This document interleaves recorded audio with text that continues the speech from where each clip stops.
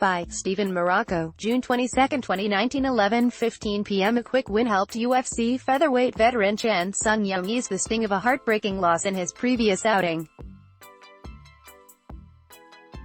Jung, 15-5 MMA, 5-2 UFC, said his first-round stoppage of Renato Moicano, the 1st of March 13 MMA, 5-3 UFC, at UFC on ESPN 12 lifted his spirits after a last-second knockout loss against Yair Rodriguez.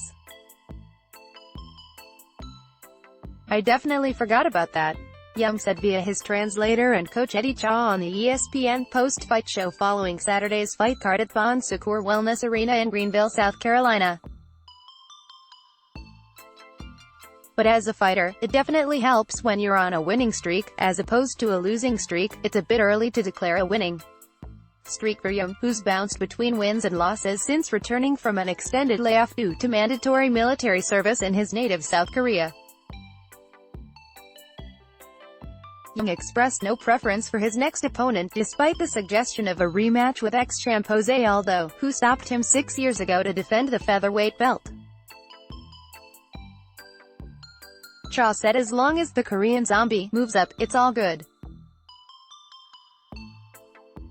"Probably 4, 3, 2 and 1. Cha said. "We talked about it, but we don't want to look ahead.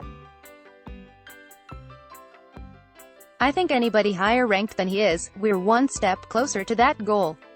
The fight with Moicano was Jung's 5th headliner while fighting under Zuffa-owned promotions, so whatever his next move is, the spotlight will be on. Jung said that's no problem. "We didn't even know there were Koreans in South Carolina, so we were super happy to see that," Cha said. For complete coverage of UFC on ESPN 12, visit the UFC events section of the site. Breaking UFC on ESPN 12 News. UFC lets block ads.